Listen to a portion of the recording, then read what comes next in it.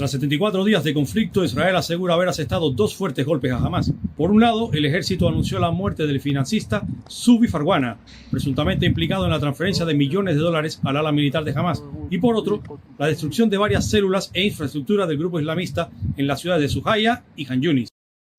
Israel está listo para otra pausa humanitaria y ayuda humanitaria adicional con el fin de permitir la liberación de los rehenes. Y la responsabilidad recae totalmente en el líder de Hamás, Yahya Sinwar, y el liderazgo de Hamás. Calma, que mientras llega, ha registrado una escalada de las tensiones. Israel ha detenido decenas de palestinos. Algunos han sido ya liberados y narran su experiencia.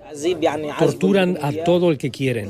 Escuchamos gritos y nos taparon los ojos. No sabíamos qué nos pasaría, si nos matarían o viviríamos. Según la ONU, a la fecha, son 19.453 las personas que han muerto en Gaza, de las cuales el 70% son mujeres y niños. Quienes siguen con vida enfrentan las fuertes secuelas de esta guerra. La selva por la carencia de agua potable y combustible y por 5 apagones registrados hasta la fecha que limitan las comunicaciones. Human Rights Watch denunció que se utiliza el hambre de los civiles como método de guerra. A la fecha, solo el 43% de los fondos solicitados han sido entregados por países miembros de la ONU para ayudar a más de 2 millones de gazatíes y 500.000 personas en Cisjordania. Acercándose al cierre de su visita en la región, el secretario de Defensa de Estados Unidos, Lloyd Austin, reiteró las buenas relaciones de su gobierno con Qatar, país que ha contribuido al diálogo entre Israel y Hamás, destacando que, junto con Egipto, ha ayudado a conseguir la liberación de muchos rehenes, propósito en el que el director de la CIA sigue participando. Aunque el presidente Daniel Ortega hace 2 años prometió convertir a China en uno de los principales cooperantes y socios comerciales de Nicaragua, los informes del estatal Banco Central reflejan que el comercio con Pekín se mantiene estancado. Los grandes socios comerciales de China continental radican o están situados en el cono sur.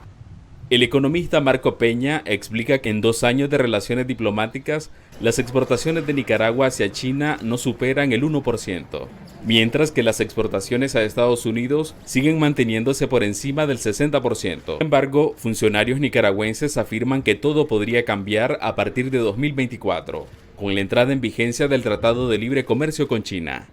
Firmaste con el mercado más grande del mundo. Y ahora que nos toca fortalecernos, fortalecer nuestras capacidades, las capacidades de nuestras empresas, de nuestra industria, de nuestros pequeños, medianos y grandes empresarios y productores para ese gran mercado, porque se pone en vigencia, entra en vigencia el 1 de enero. Nicaragua anunció este año la construcción de un aeropuerto y un ferrocarril con la cooperación de China, como parte del fortalecimiento de la alianza entre ambas naciones. Desde Managua, Donaldo Hernández de La Voz de América para Tele Aruba.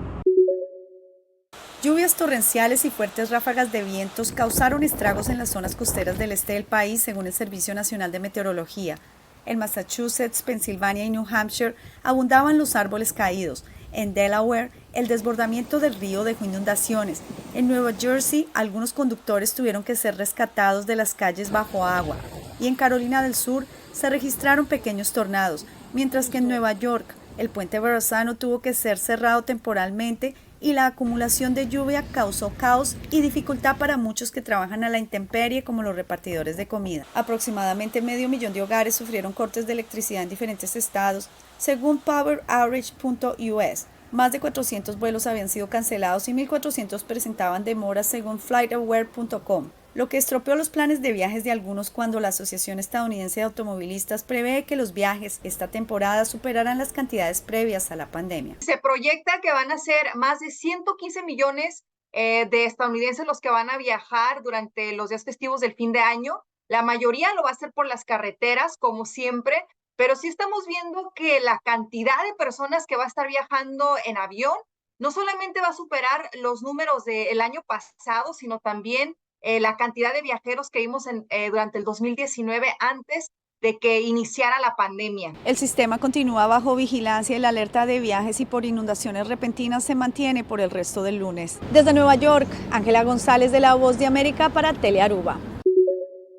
Una nueva variante del coronavirus llamada JN1 estaría causando casi el 20% de las nuevas infecciones por COVID-19 en Estados Unidos y es la cepa de este patógeno con el crecimiento más rápido, tanto que ya es dominante en el noroeste del país y ha causado casi un tercio de las nuevas infecciones. Los datos más recientes de los Centros para el Control y la Prevención de Enfermedades, los CDC, atribuyen a la subvariante JN1 un rápido aumento de contagios, ayudado por los viajes de vacaciones navideñas.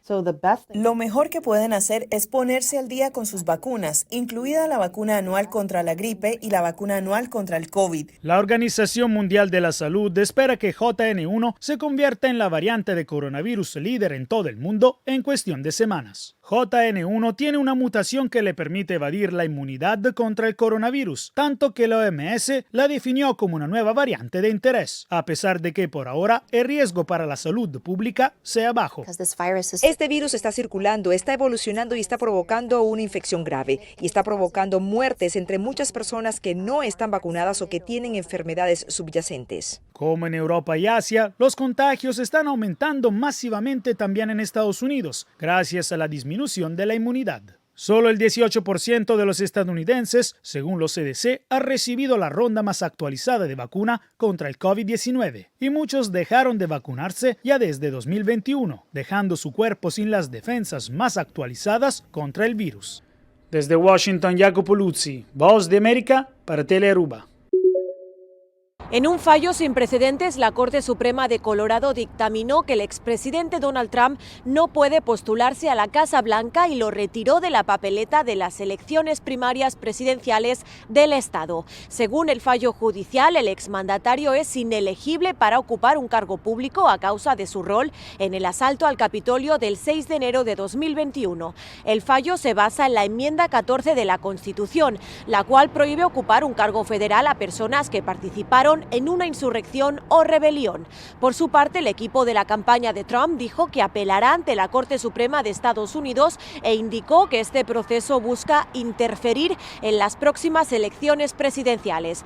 Los expertos, por su parte, señalan que Colorado es un estado profundamente demócrata y que Joe Biden seguramente ganaría allí independientemente de si Trump es inhabilitado o no. Desde Washington informó Julia Riera de La Voz de América para Telearuba.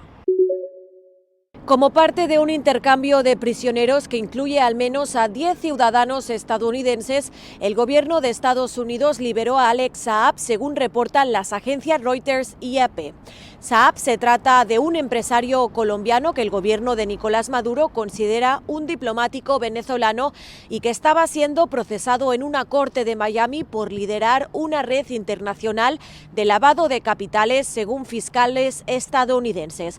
La Casa Blanca aún no se ha pronunciado sobre el tema, aunque el secretario de Estado de Estados Unidos, Antony Blinken, dijo en una rueda de prensa que probablemente hoy compartirían buenas noticias.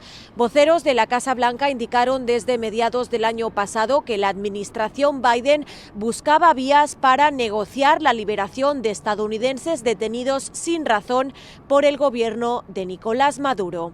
Desde Washington informó Julia Riera de La Voz de América para Telearuba.